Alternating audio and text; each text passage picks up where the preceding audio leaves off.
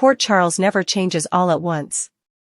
It shifts in small, decisive moves, paperwork slid across desks, whispered plans on back staircases, champagne poured for the wrong reason, and before anyone notices, loyalties have been rearranged like furniture.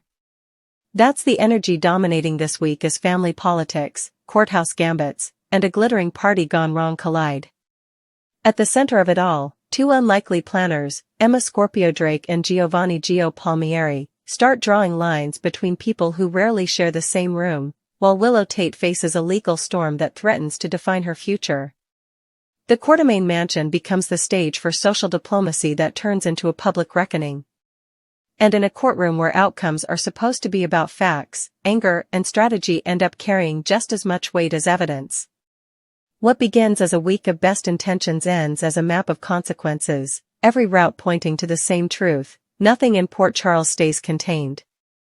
Emma and Gio aren't masterminds by reputation, they're observers by habit, which often proves more dangerous. Emma carries the calm of someone raised by problem solvers. Gio has the musician's ear for cadence. He hears when a conversation speeds up because someone is lying. Quietly, they take stock: who is talking to who is avoiding eye contact, who suddenly cares about schedules and security at the Quartermaine estate. Their plan isn't about heroics, it's about timing. If the town is a set of chambers, they intend to open the right door at the right moment and let the pressure equalize. They know the Quartermaine gathering could set off old feuds, and they know the courthouse could amplify them. Emma suggests placing friendly buffers between combustible personalities at the mansion. Gio jots names and arrows, watching patterns form. What begins as a protective exercise grows into something bolder, a way to nudge Port Charles toward clarity, even if clarity hurts. No one invites conflict to the Quartermaine mansion, but it always finds a way onto the guest list. Brook, determined to prove that a gracious afternoon can reset the temperature of the town, over-prepares with place cards, musicians, and a seating chart that would make a politician sweat. It's a ceremony dressed as a tea party, alliances polished, photos staged, and grievances expected to stay in their coats by the door. The trouble is that tea parties are built on the assumption everyone will pretend. That assumption collapses the moment Tracy Quartermaine enters with her particular brand of resolve, and Veronica Ronnie Bard arrives with a smile that suggests she knows the precise sentence that will shatter the room. Emma urges Gio to keep the music steady, nothing rattles the powerful like silence, while Brook rehearses a welcoming toast she hopes will disarm every rival at once. From the first clink of porcelain, the subtext is audible. Tracy dispenses compliments sharp enough to draw blood, Ronnie accepts them as though she's collecting currency. Across the room, Emma tries to redirect conversations toward neutral topics, but old business refuses to stay buried.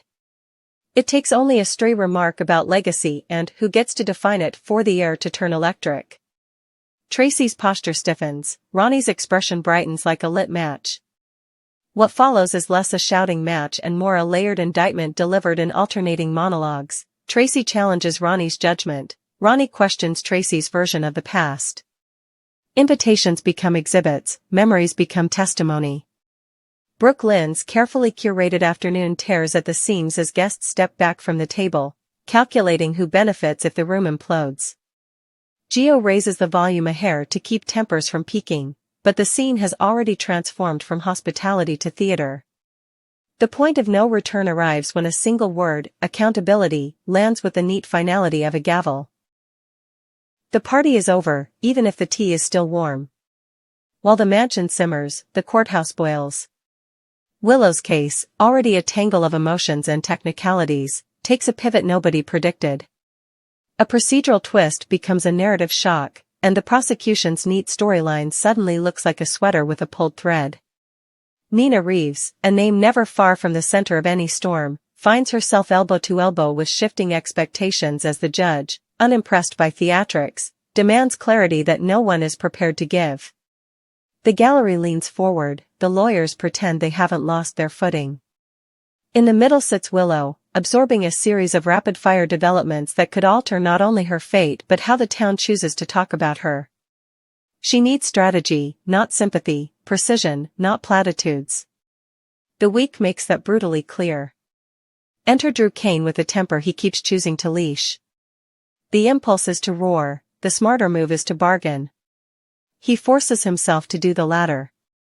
Drew reads the courtroom as if it were a boardroom, who wants leverage, who needs an exit, who can be persuaded. He knows the case is bigger than any one day of testimony. If the judge is recalibrating and public opinion is moving in parallel, then the only logical response is to create terms that serve a longer game. That's where Alexis Davis comes in, not as a miracle worker, but as the one attorney in town who treats chaos like a set of clauses waiting to be organized. Drew doesn't need a friend, he needs a negotiator who can turn heat into paperwork. The conversation that follows is not soft. It's transactional and clear. He can remove a barrier, she can provide a path, neither will pretend it's anything but mutually beneficial.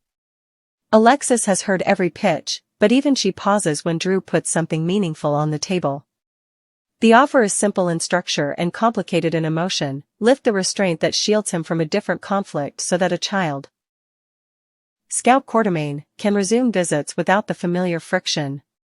It's a concession disguised as a recalibration, and it says what Drew won't admit aloud: he understands the cost of stubbornness. Alexis sees the opportunity beneath the olive branch.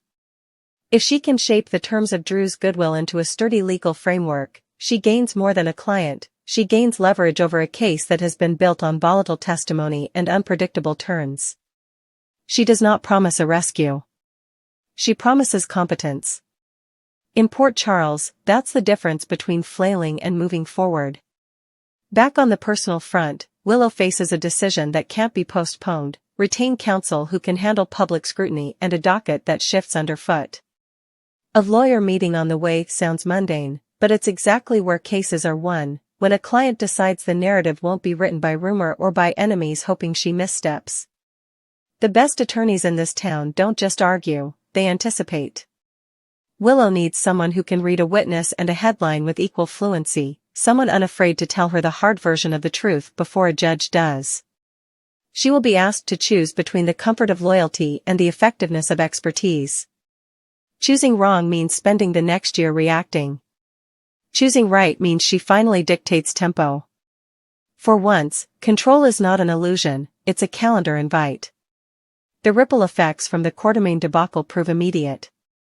A party that was meant to show unity instead exposes fault lines: who defends Tracy in public, who forgives Ronnie in private, who blames Brook for setting a table where enemies faced each other too directly. In a town where optics are often currency, the images from the mansion linger: arched brows, clenched jaws, nervous smiles, and those images will color every negotiation to come. Emma and Gio, who tried to keep the afternoon stitched together with subtle detours and background music, learn the week's essential lesson: sometimes the truth needs space to erupt. They don't celebrate the fallout, but they don't mourn it either. Information, once revealed, can't be weaponized in the dark anymore. And that, inconvenient as it is, can be useful. What ties the week together isn't a single verdict or a single confrontation. It's the steady realization that Port Charles has outgrown its habitual evasions. The Quartermain mansion can no longer host polite fictions without inviting public audits. The courthouse, for all its formalities, can no longer deliver neat morals without acknowledging messy motives. Drew discovers that power comes from measured compromise, not volume. Alexis proves, once again, that the right argument is architecture, not thunder. Willow confronts the reality that survival isn't about being liked, it's about being defended well. And Emma and Gio, too young, some might say, to be strategic, remind everyone that paying attention is a form of influence. The week ends not with closure but with structure: plans set, terms drafted, counsel engaged, and reputations recalibrated. Looking ahead, the recalibration will sting. Tracy and Ronnie don't forget, they reorganize.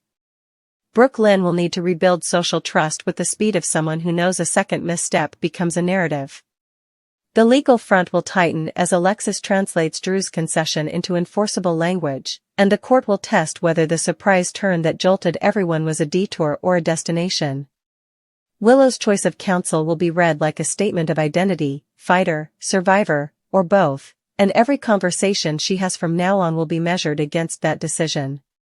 Emma and Gio will keep listening, because that's their superpower, and they'll keep moving people where explosions are least likely to do permanent damage. If the town doesn't thank them, history might. For now, Port Charles remains a collection of rooms with doors slightly ajar, each one leading to the next necessary conversation. In the end, the story of this week is simple to say and hard to live. Intentions don't matter as much as structures do. Brook intended grace, she built a stage and the truth performed. The court intended order, it became the arena for a new strategy. Drew intended to fight, he discovered that letting go of one battle improves his odds in another. Alexis intended to advocate, she shaped the battlefield instead. Willow intended to endure, she began to choose. And somewhere in the background, Emma and Gio intended to help, and they did, by proving that planning isn't about control, it's about readiness. The town breathes out, not because tensions have eased, but because the rules are clearer. Chaos, it turns out, is only terrifying when no one admits what it's trying to reveal. This week, Port Charles looked straight at it.